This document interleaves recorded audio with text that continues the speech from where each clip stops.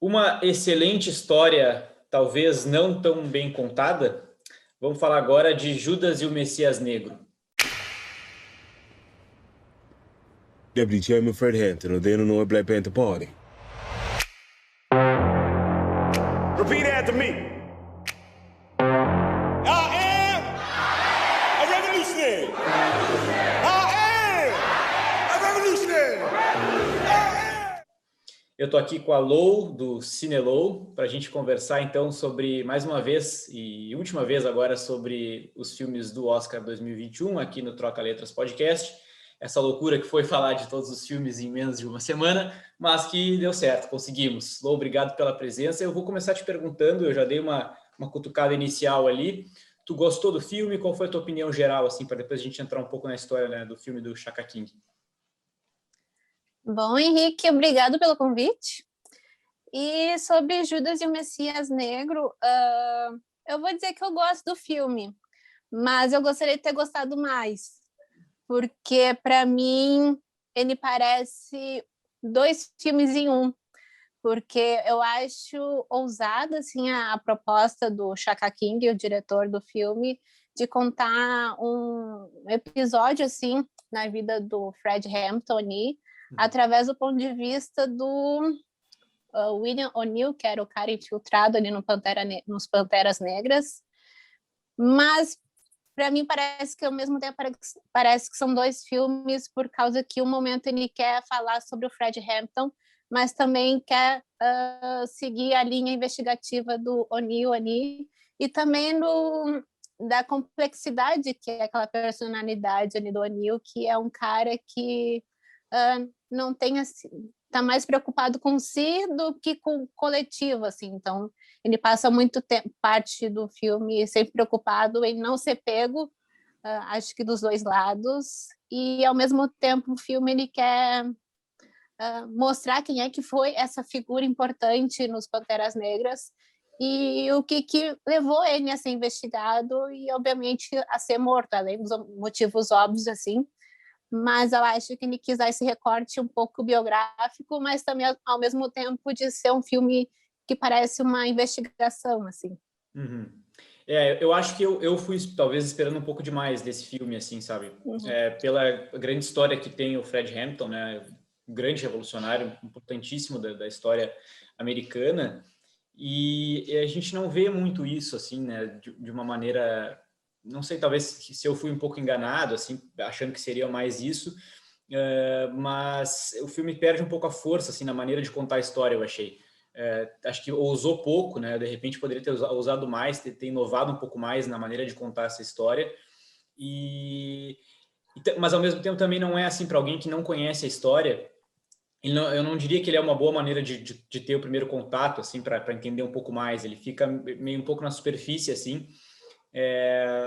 Não sei, eu gosto bastante, assim, mais da parte final do filme, que pega a questão mais histórica, assim mesmo, e documental, e aí cria dá o sentimento que ele quis passar, assim, né, de frustração daquilo tudo, da tristeza, mas ao longo do filme eu não comprei muito isso, assim, sabe? Acho que a atuação do Daniel Kaluuya, ela é excelente, né? Mas eu acho, inclusive, que ela aparece mais por causa disso, assim, por causa da história que não se sustenta tanto em vários momentos. Eu não sei se tu concorda. Sim, eu concordo que eu vejo muito filme muito potencializado por causa da atuação do Kaluuya, assim, porque eu acho que ele quis trazer muito essa parte política ali do Fred Hampton, de mostrar de como ele era um cara conciliador, assim, muito eloquente, que conquista as pessoas pela oratória, assim. Eu até digo que em muitos momentos ele me lembrava muito Lula, nos momentos, assim, de palanque, assim, sabe, de querer contagiar o povo, de mostrar, de lembrar o povo negro assim do seu valor, de se orgulhar de ser quem são, assim, de não se deixar assim abater pela violência policial ali, mas também eu esperava muito mais o filme por causa disso, assim, porque tem muito essa divisão de narrativa, assim, porque o momento está acompanhando o Fred Hampton na rotina dele, de falar com o povo na rua, também falar com outros grupos políticos rivais, e também tem um momento que ele fala ali com um grupo ali muito racista, né? E mesmo assim o povo ali parou para ouvir ele. E depois tem a outra parte assim com o Neil, que é aquela coisa muito ambígua, que tu não sabe o que ele quer, mas ao mesmo tempo tu sabe que tipo ele só quer cair fora. Mas também chega um momento que tu começa a achar que ele está Convertido, assim. como é que que ele começa assim, a tomar as palavras do Hamilton para si, assim, começa eu acho que realmente a se inspirar nas palavras dele, até que tem um momento que ele vê que aquilo ali vai acabar dando alguma coisa errada, assim, e que é melhor ele fazer o que tem que fazer e sair correndo, assim. Mas eu acho que a parte final acaba sendo assim muito mais emocionante, né, por causa de todos os eventos que acabam acontecendo assim, e também eu acho que até mesmo nos créditos, assim, chega até a ser um pouco mais emocionante, porque acho que dá um resgate histórico um pouco mais conciso, assim, começa a entender um pouquinho mais sobre a história dos Panteras Negras, porque eu acho que esse filme, no máximo, ele consegue ser uma boa porta de entrada assim, para conhecer o movimento, mas não é assim algo que fala o que foi os Panteras Negras em si, porque tem esse objetivo de focar mais essa história, assim, mas eu acho que é tipo uma boa entrada assim, para conhecer e ir atrás de outros filmes que falem sobre o partido, assim.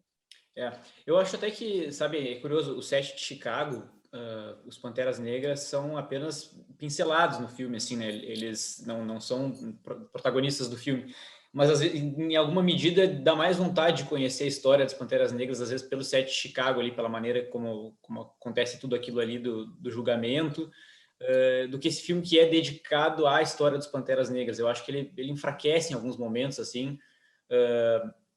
Teve um momento do filme que eu dei uma suspirada, assim, sabe? Achei que ficou meio devagar demais, sem necessidade.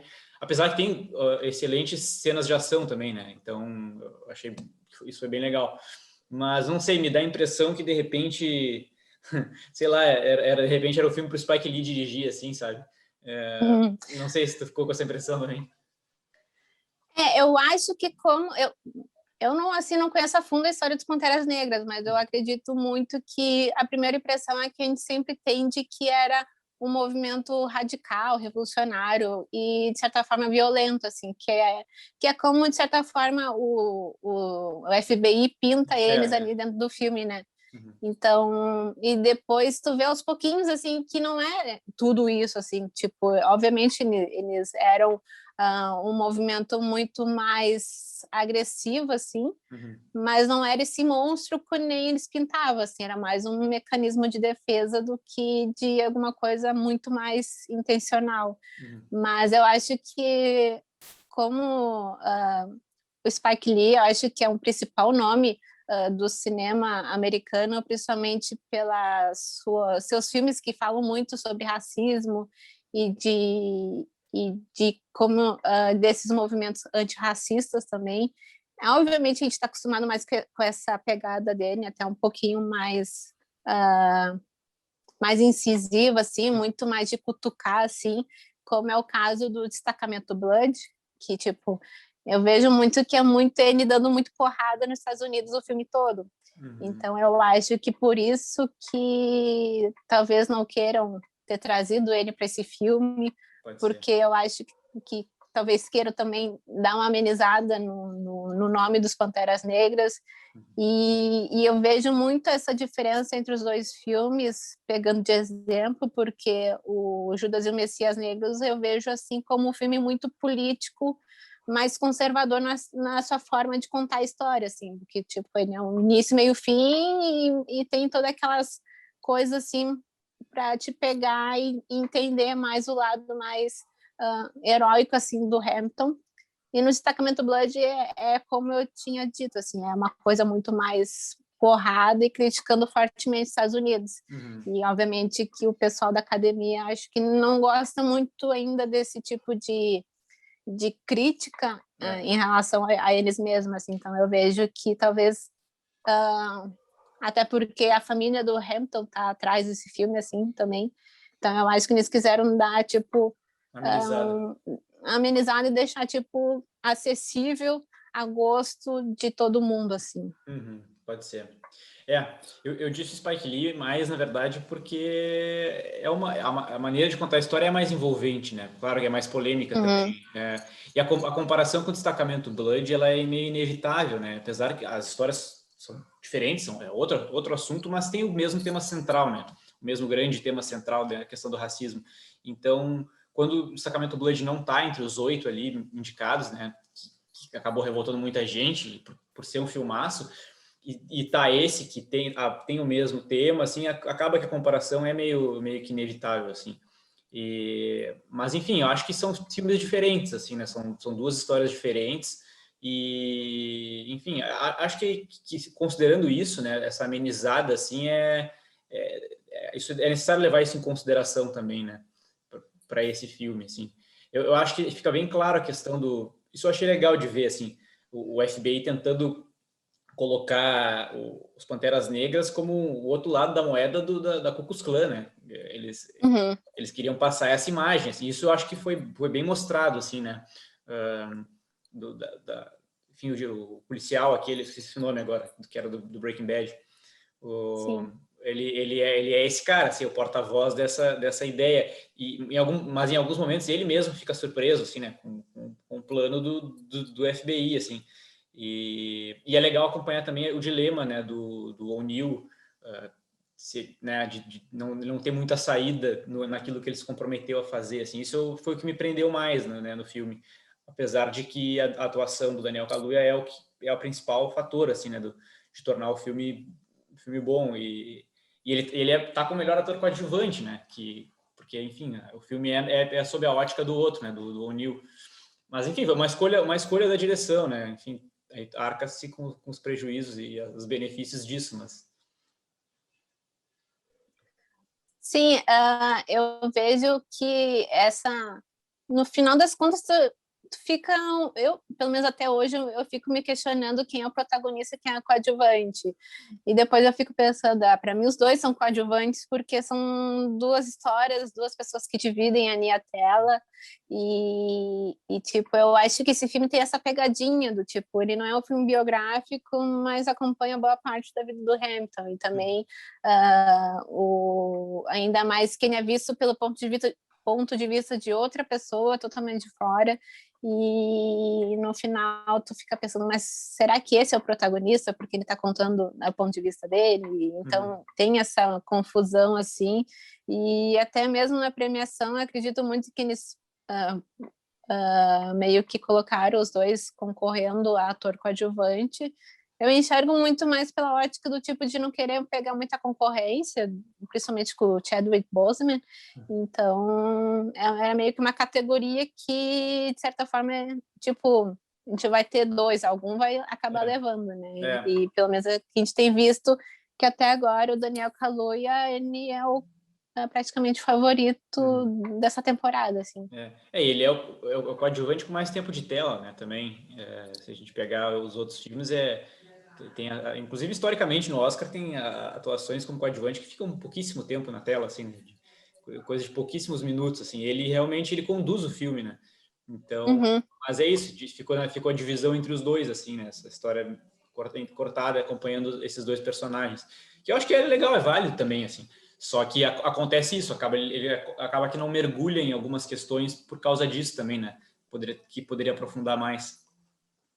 E até porque o Fred Hampton, ele tem, assim, pelo que a gente viu ali pela história, ele tem, assim, coisas curiosas para saber, do tipo, tirando esse lado político dele, para saber quem era o homem, o Hampton, como é que...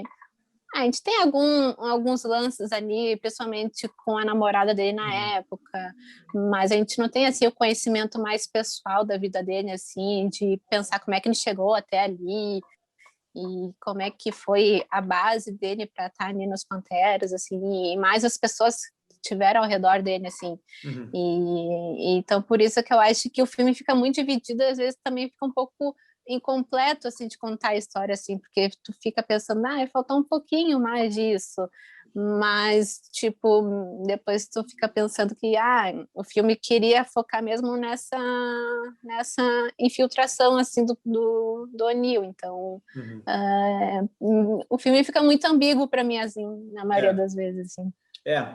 Pra gente fechar até, eu não sou muito de dar nota, assim, mas eu de uns 5, eu acho que eu daria uns 3, assim, sabe, para esse filme. Ele não é um filme que... Eu acho que legal, ele é legal e tal, mas ele poderia ser um filme que ia ficar comigo por mais tempo, assim, sabe? Que ele ficaria na cabeça por mais tempo e que daria vontade de reassistir e tipo, sinceramente, assim, ok, sabe?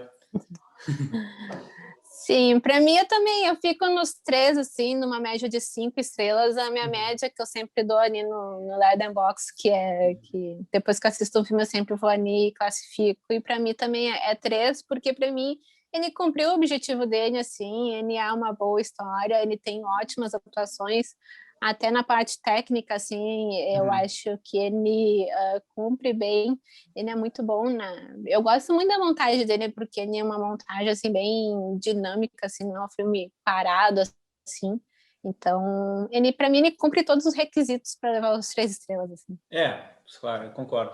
É um filme que eu recomendo verem, mas assim, mas como eu falei, né, não me ganhou muito em nada, assim, tipo, isso aqui me marcou muito. Não, é um filme bom, acho que discutível tá entre melhor filme. Todos são, né, alguma medida discutíveis, mas acho discutível, mas acho que também não é que não mereça, né? Acho que é bem por aí, assim, a conclusão que fica. Lou, redes sociais do Cinelow aí, deixa o blog e tal. Não sei se tem Instagram próprio do Cinelow agora, me faltou na memória aqui. Sim, tem o Instagram próprio do Cinelow, que é Cinelow com 3 Os. E também no Twitter, também eu tô como Alou, com 3 Os, também que quase que minha marca registrada dos 3 Os. E também tem o meu blog pessoal, que é o Cinelow, também com 3 Os, que também eu tô lá sempre falando comentários de séries e filmes e cultura pop. Legal. Lou, muito obrigado pela participação, obrigado por todo mundo que acompanhou essa indiada aqui que foi fazer vídeo sobre 8 filmes em menos de uma semana. Cumprimos todos os requisitos, convidados interessantes, temas do momento, agora é com o maldito algoritmo, que queira ele nos ajudar. Muito obrigado. Vai conseguir. Beleza. Valeu, Lou.